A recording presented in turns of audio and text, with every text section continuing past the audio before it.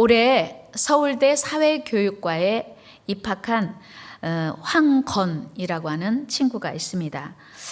이 황건이라고 하는 학생은 아버지는 한국 사람인데 엄마는 97년에 귀화한 조선족이에요. 조선족 어머니.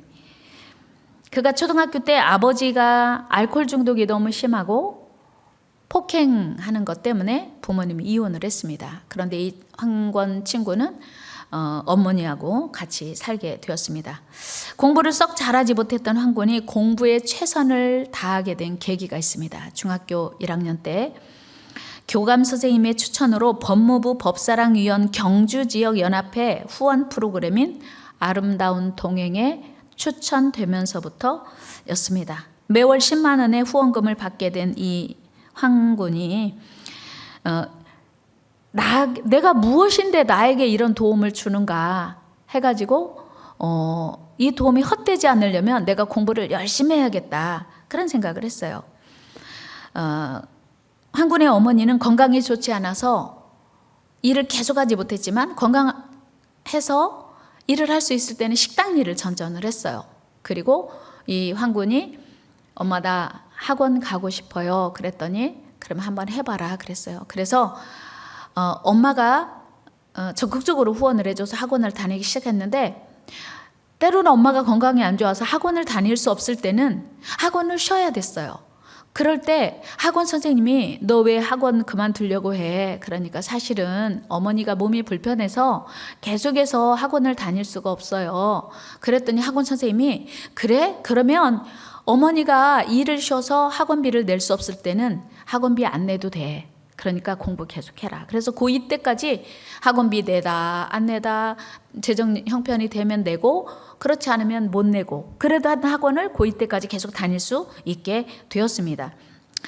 물론 한때는 슬럼프가 찾아오기도 했지요. 공부한 만큼 성적이 나오지 않을 때는 내가 앞으로 계속 이렇게 성적이 형편없으면 어떡하나 이런 고민이 될 때도 있었습니다. 그러나 그럴 때마다 자신이 포기하면 자신을 믿고 최선을 다해 뒷바라지 해주는 어머님 그리고 교감 선생님, 학원 선생님, 또 매월 10만 원씩 후원해 주시는 부장 검사님 등을 떠올리면서 그분들의 도움이 아무 소용없게 될까 봐 마음을 다잡고 다시 열심히 공부하게 되었다는 겁니다.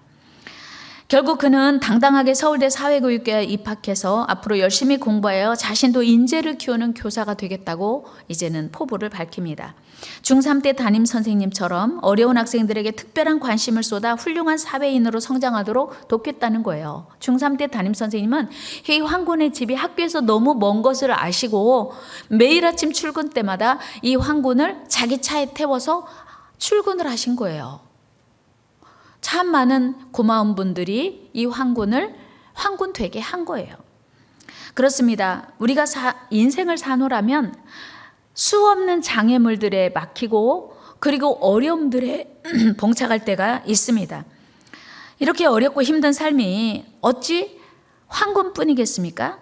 그런데 문제는 황금처럼 그 어려움을 능히 극복하고 이겨낼 수 있는 누군가의 위로와 격려 또 누군가의 관심과 사랑을 받느냐 그렇지 못하느냐에 따라서 이제 사람이 자기 역할을 하고 그리고 자기 역할보다 능력보다 훨씬 대단한 일을 이루기도 하고 그렇지 못할 수도 있다고 하는 거예요.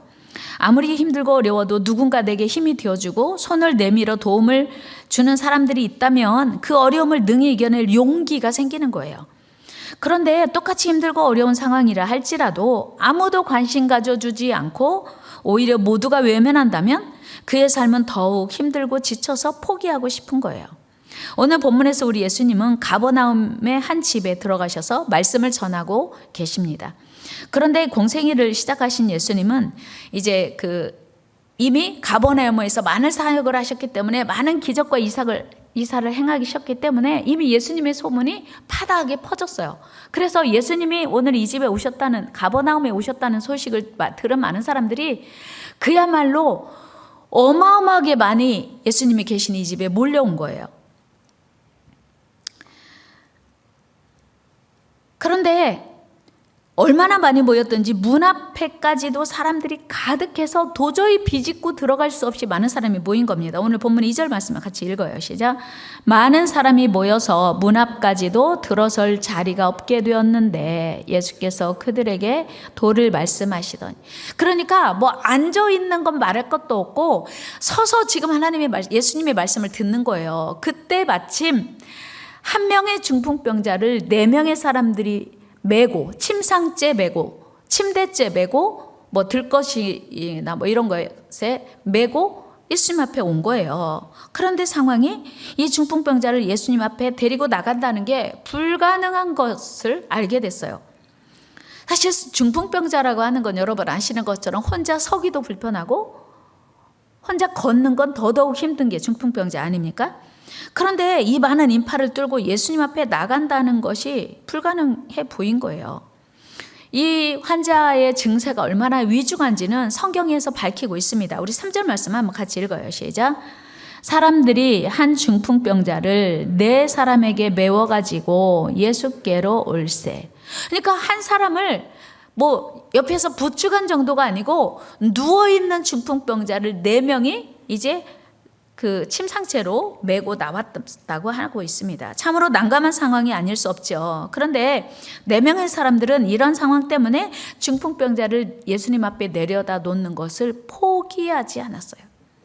그들은 어떻게 해서든 중풍병자를 예수님 앞에 데리고 가서 고침받게 할 수 있을까? 오늘 예수님 앞에 내려놓을 수 있을까? 어떻게 오늘 이 사람이 일어나 걸을 수 있을까를 고민했어요. 그리고 마침내 이들은 예수님이 계신 그 집에 지붕을 뜯어서 이 중풍병자로 하여금 예수님을 만나게 해야겠다고 결심을 합니다. 그리고 그 집에 지붕을 뜯었어요. 그리고 이 중풍병자를 예수님 앞에 내려놓습니다.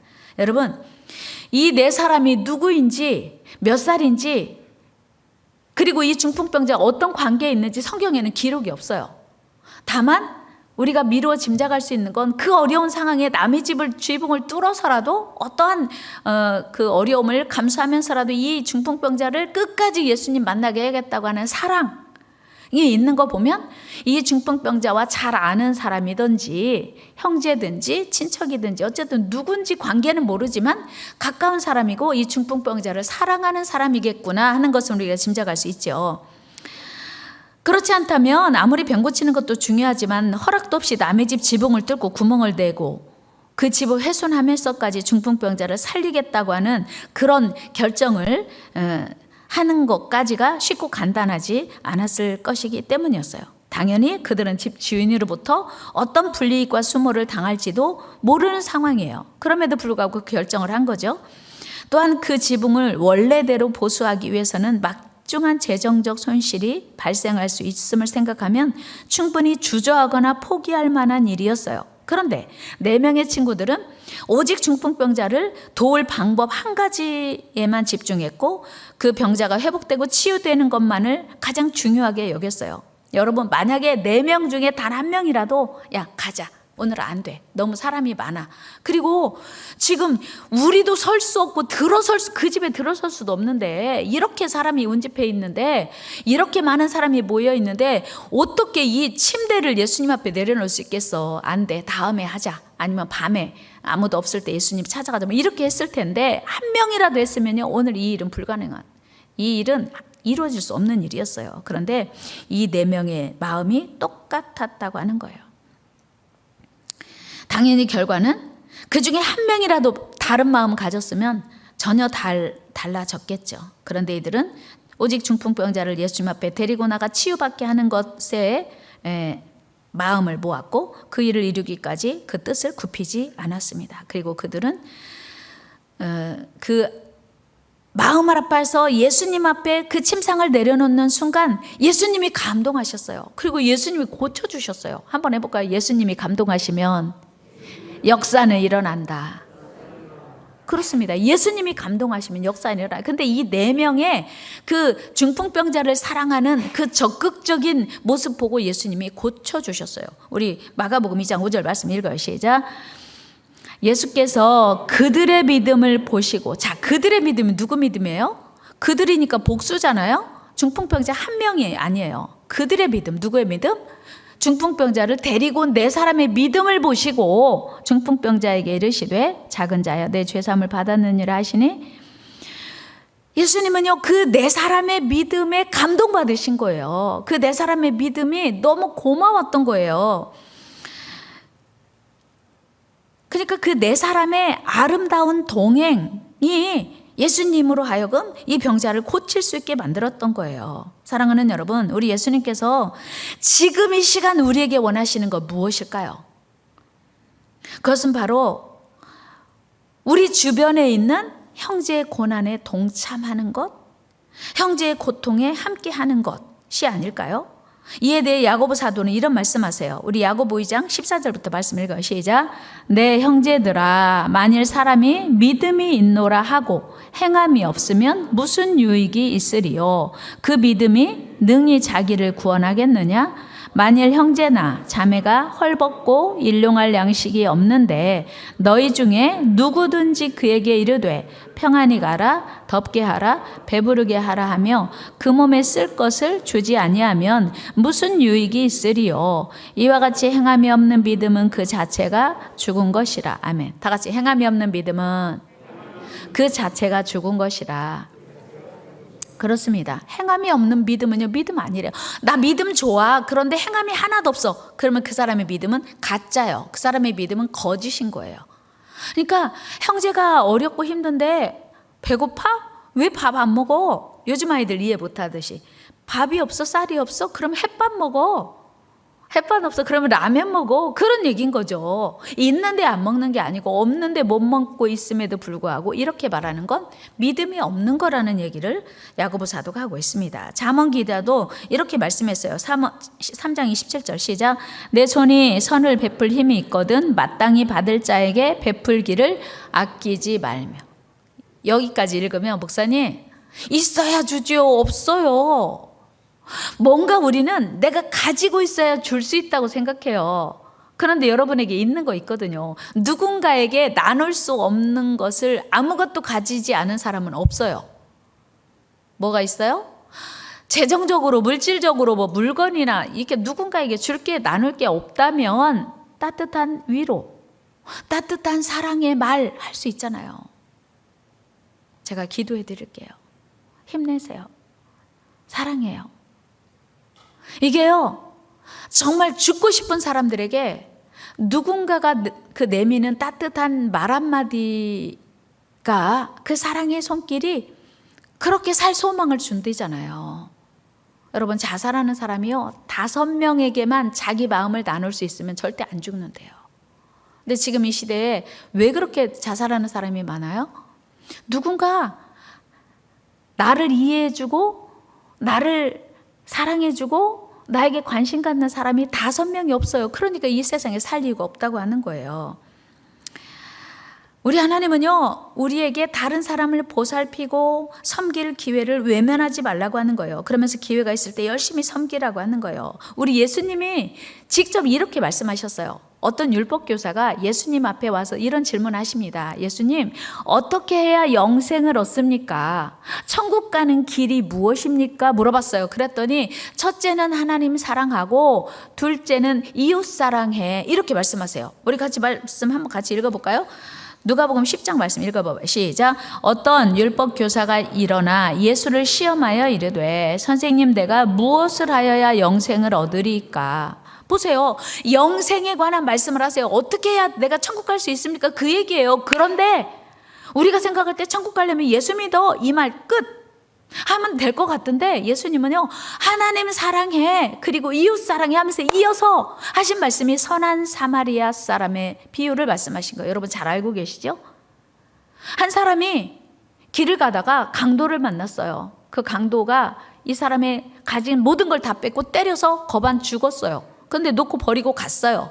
그런데 그 길을 제사장이 지나가다가 제사장은 제사 드리러 가는데 시신을 만지면 부정해서 제사 드릴 수 없어요. 그러니까 만지면 안 돼. 그냥 갔어요. 레위인도 제사를 돕는 사람이에요. 부정하니까 시신 만지면 안 돼. 그래 놓고 갔어요.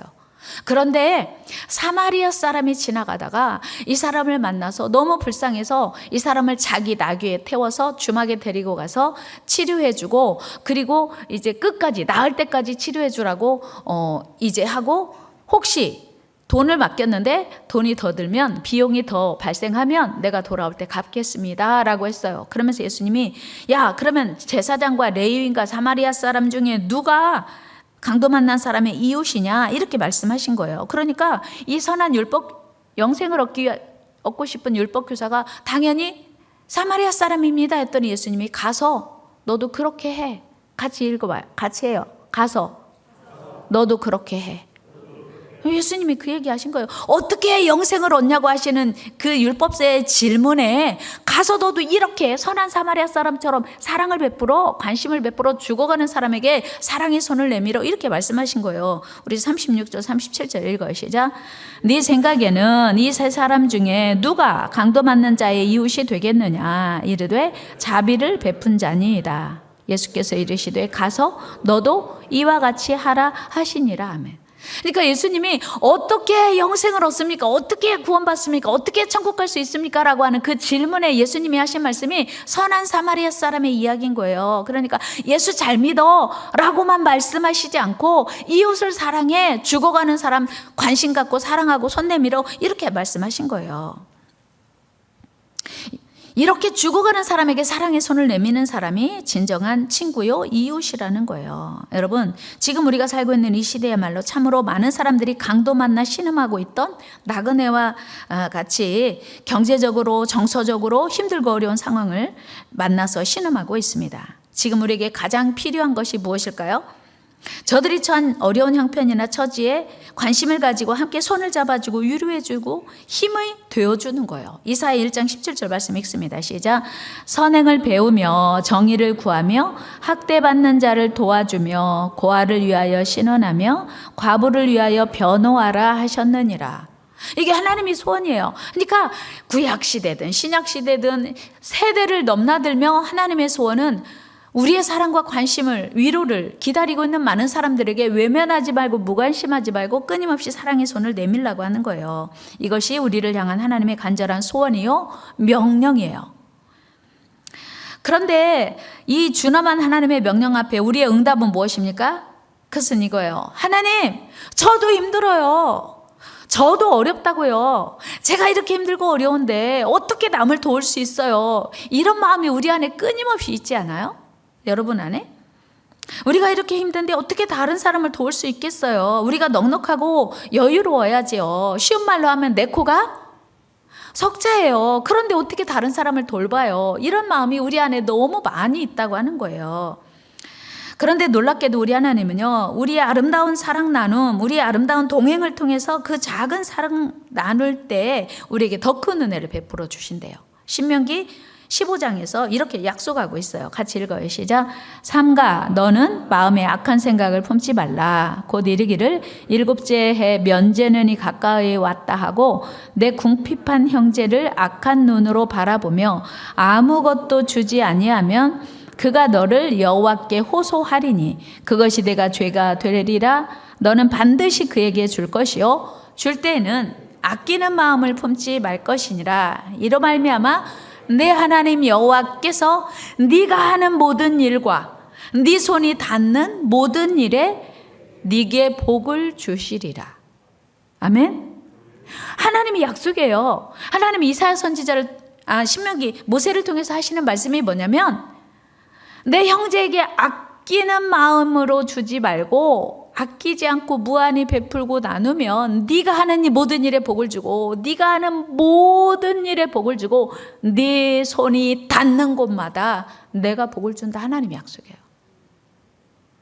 우리는 주면, 누가복음에도 그 예수님이 하셔서 주라 그리하면 나는 너에게 줄 때 누르고 흔들어 넘치도록 너에게 안겨준다고 약속하시지 않았습니까? 이게 하나님의 우리를 향한 본심이에요. 하나님의 약속이에요. 하나님의 이런 말씀은 의학적으로도 증명되고 있습니다. 미국의 유명한 정신과 의사인 칼 매닝커 박사에게 어떤 사람이 질문을 했습니다. 박사님, 만약에 신경쇠약증에 걸린 사람이 있다면 어떻게 처방하시겠습니까? 눈 크게 뜨고 신경쇠약증 걸린 분 여기 잘 쳐다보세요. 세계적으로 유명한 신경쇠약증 박사에게 물어봤어요. 만약에 신경쇠약증 걸린 환자를 처방하신다면 어떻게 처방하시겠습니까? 그랬더니 박사님이 그에게 이렇게 말했어요.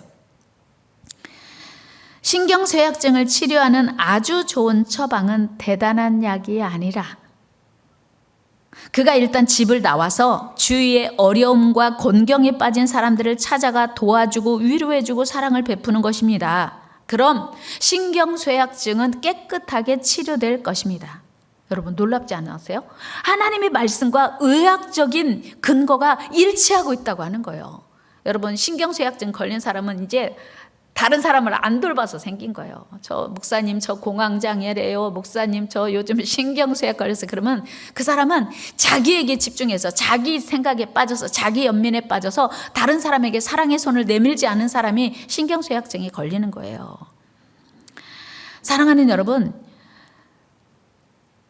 하나님께서 명령하신 사랑 나눔은 이웃을 위한 것이기도 하지만 바로 우리 자신을 위한 일이기도 하다는 증거 아니겠습니까? 인디언들이 말하는 친구의 정의가 이런 거예요. 인디언들이 친구가 뭐예요? 친구를 이렇게 정해요. 남의 슬픔을 자기 등에 지는 것. 친구가 뭐라고요? 여러분이 저의 친구라면 나의 슬픔을, 제 슬픔을 여러분의 등에 지는 거예요. 그게 친구래요. 한번 해볼까요? 친구란 나의 슬픔을 등에 지고 가는 자. 이게 친구래요. 그러니까 다른 사람의 슬픔을 무관심하는 사람은 아무의 친구도 아니라고 하는 거예요.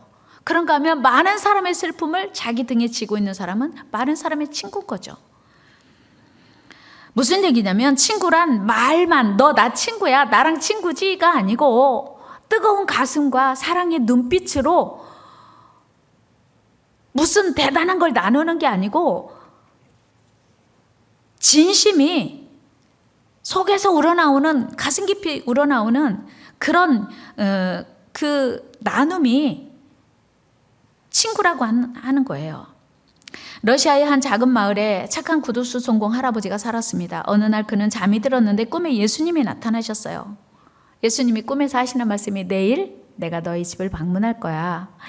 이 할아버지는 가슴이 두근거려가지고 일어나자마자 구두 수선 가게를 깨끗이 청소했어요. 야, 오늘 예수님 오신다고 했으니 이제 예수님 오셔서 무슨 말씀을 하실까 기다렸어요.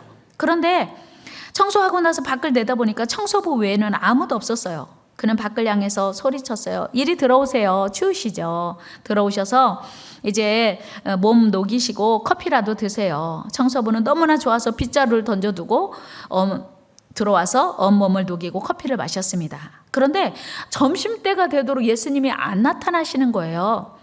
그래서 또 밖을 쳐다봤더니 한 여인이 누더기 옷을 입고 혼이불에 어린아기를 감싸고 지나가고 있었어요. 노인은 너무나 불쌍해서 그를 가게 안으로 들어오게 했습니다. 아기의 발을 보니까 빨갛다 못해서 꽁꽁 얼어가지고 아기 발이 파랗게 변해버린 거예요. 그런데 마침 어젯밤에 아기 구두를 하나 만들었거든요. 이 할아버지가 자기가 어젯밤에 만든 그 구두를 아기한테 신겨 주면서 이제 따뜻하게 녹이고 가라고 사랑을 베풀었어요. 그런데 저녁 때가 되어서 이제 저녁밥을 먹으려고 난로에다 스프하고 빵을 올려놨는데 예수님은 안 오시고 한때의 거지들이 지나가고 있는 것이었어요. 평상시처럼 노인은 그들에게 자신이 먹을 스프와 빵을 나누어 주었습니다. 거지들은 모처럼 행복했고 그리고 그 모습을 본 노인도 기뻤습니다. 그러나 결국 저녁이 되어도 예수님은 나타나지 않으셨어요. 그는 실망을 해서 의자에 털썩 주저앉으면서 결국 꿈이었군 이렇게 혼잣말로 중얼거렸습니다. 혹시 지나가시는 예수님을 내가 놓친 건 아닐까? 그때 갑자기 어디선가 어젯밤 그 꿈속에서 들려주었던 그 예수님의 음성이 들려왔습니다. 나는 오늘 너의 가게에 3번이나 방문했단다. 나에게 베푼 따뜻한 사랑 정말 고마웠다. 여러분, 우리 예수님은 지금도 우리를 지켜보시며 이렇게 말씀하고 계세요. 너는 지금 누구에게 사랑의 손을 내밀고 있는가? 너는 누구에게 관심과 사랑과 지원을 하고 있는가? 너는 누구와 지금 동행하고 있는가? 그 사람은 네가 필요한 사람이야? 너를 필요로 하는 사람이야? 라고 질문하고 계세요. 여러분, 지금 우리 시대는 어떻습니까? 지난 1년 동안 계속되었던 코로나로 인해서 또한 그 외에도 여러 가지 수없는 장애물들과 어려움들에 갇혀서 고통하는 소리가 이곳저곳에서 쏟아지고 있습니다. 코로나라는 장애물에 넘어져 스스로는 하나님께 나오지도 못하고 예배하지도 못하는 수없는 중풍병자들이 우리 주변에 있지 않습니까? 스스로 힘으로는 아무것도 할 수 없어서 모든 것을 포기하고 살아가는 중풍병자들은 있지 않습니까? 우리 예수님은 이 많은 중풍병자들을 살리시고 고치시려고 이 땅에 오셨습니다. 이제 우리 모두는 중풍병자 한 명 한 명을 끝까지 예수님 앞에 데리고 나가 고침받게 한 4명의 사람들처럼 서로 힘을 모아야 합니다. 그리고 그 어떤 장애물이라도 포기하지 않고 헤쳐나가 마침내 승리하는 동행의 기쁨을 누려야 합니다. 여러분, 동행은 사랑입니다. 동행은 능력입니다. 동행은 하나님의 소원입니다. 이 어려운 시기에 아름다운 동행으로 하나님의 큰 뜻을 이루는 복된 성도들이 다 되시길 바랍니다. 형제의 아픔에 무관심한 것이 그냥 형제의 아픔에 무관심한 게 아니고 하나님께 무관심한 거라면 여러분 어떻게 하시겠습니까? 그런데 성경이 이를 말해주고 있어요. 우리 마태복음 25장 45절 말씀 읽어요. 시작. 이에 임금이 대답하여 이르시되 내가 진실로 너에게 이르노니 이 지극히 작은 자 하나에게 하지 아니한 것이 곧 내게 하지 아니한 것이니라 하시니라. 이 사람들이 옥에 갇혔을 때, 병들었을 때, 헐벗었을 때, 굶주렸을 때 네가 돌아보지 아니했어. 언제요? 언제 주님이 옥에 갇혔고 헐벗고 굶주렸습니까? 언제 목마르셨습니까? 저 주님 본 적 없어요. 그랬더니 지극히 작은 자에게 하지 아니한 것이 내게 안 한 거야. 그리고 오른편에 있는 자들에게 네가 나에게 참 많은 것을 주었구나. 저 주님께 한 적 없어요. 그랬더니 지극히 작은 자에게 한 것이 곧 내게 한 것이래요. 마태복음 25장 40절 말씀 읽어요. 시작. 임금이 대답하여 이르시되 내가 진실로 너희에게 이르노니 너희가 여기 내 형제 중에 지극히 작은 자 하나에게 한 것이 곧 내게 한 것이니라 하시고. 아멘. 지극히 내 옆에 있는 나의 도움을 필요로 하는, 나의 위로와 사랑과 관심을 필요로 하는 사람에게 한 것이 곧 주님께 한 거고, 그 사람들에게 하는 것이 귀찮고 싫어서 불편해서 하기 싫어서 안 했더니 하나님께 하지 아니한 거래요. 사랑하는 여러분, 어렵지만 작은 손 내밀어 많은 사람을 손잡아주는 동행의 역사를 이뤄내는 저와 여러분들에게 주의 이름으로 축복합니다. 동행은 축복입니다. 여러분 때문에 학업을 포기하려던 사람이 다시 힘을 내고, 여러분 때문에 신앙생활을 포기하려고 하던 사람이 다시 힘을 내서 하나님 앞에 나오는, 그리고 삶을 포기하려던 사람이 여러분의 그 사랑과 관심 때문에, 여러분들의 그 작은 섬김 때문에 다시 살 용기를 내는 기적의 역사들이 계속되기를 주의 이름으로 축원합니다. 우리 전도서 4장 말씀 읽고 기도하겠습니다. 두 사람이 한 사람보다 나음은 그들이 수고함으로 좋은 상을 얻을 것임이라.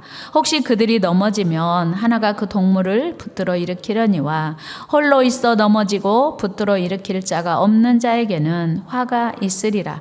또 두 사람이 함께 누우면 따뜻하거니와 한 사람이면 어찌 따뜻하랴. 한 사람이면 패하겠거니와 두 사람이면 맞설 수 있나니 세 겹줄은 쉽게 끊어지지 아니하느니라. 아멘. 기도합니다. 하나님,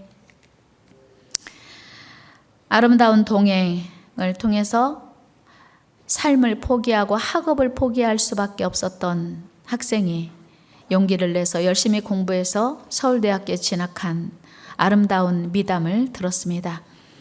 또 이제 신경쇠약증에 걸린 환자를 처방하는 가장 좋은 처방은 나보다 연약하고 힘없는 사람을 도와주는 것이라고 하는 이야기 들었습니다. 인디언들이 말하는 친구란 나의 짐을 그의 등에 지는 것이라고 말합니다.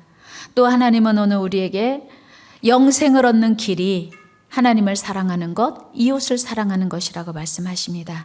또 우리가 가진 것 없지만 우리의 작은 위로와 사랑과 그리고 가진 것의 일부를 나눌 때 내가 하는 모든 일에, 내가 손닿는 모든 일에 복 주신다고 약속하셨습니다. 다시 말하면 동행은 축복이라고 하는 것입니다. 동행은 능력입니다. 동행은 기적입니다. 동행은 사랑입니다. 하나님, 동행하게 도와주시옵소서. 우리 방주 성도들 모두가 함께 손을 잡아주고 서로 일으켜주고 격려하며 함께 이 길을 달려나갈 수 있도록 인도하여 주옵소서. 이 믿음의 행진을 같이 할 수 있도록 성령님 도와주옵소서. 감사하고 예수님의 이름으로 기도드리옵나이다. 아멘. 우리 같이 우리가 걷는 이 길 찬양하면서 준비하신 예물 하나님께 올려드리겠습니다.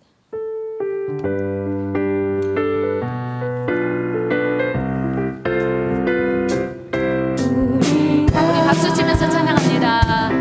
걷는 이 길을 보기에 조금하며 잔들이 매우 적어서 외롭지만 이 길 끝에는 우리 주님이 계셔 우리를 그 품에 안아주시 우리는